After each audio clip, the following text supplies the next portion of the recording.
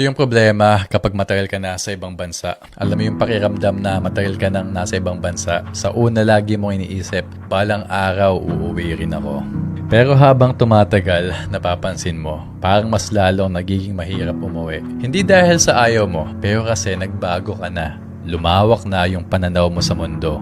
Nasanay ka na sa tahimik na gabi, sa sistema na maayos, sa disiplina ng mga tao, at higit sa lahat, natutunan mong tumayo sa sarili mong paa, mag-isa. Tapos pag uwi mo sa Pilipinas, parang biglang bumagal ang oras. Parang walang masyadong nagbago.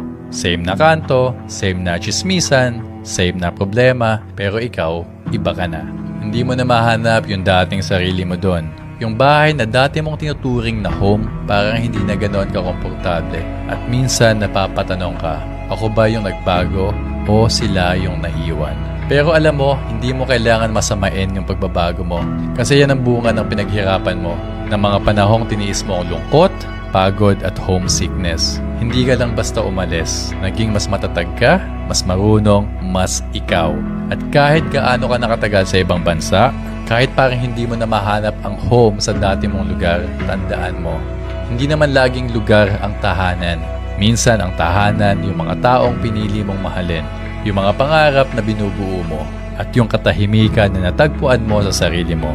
So kung hindi mo na nararamdaman umuwi ng Pilipinas, okay lang. Baka kasi ngayon, sarili mo na mismo ang tahanan mo.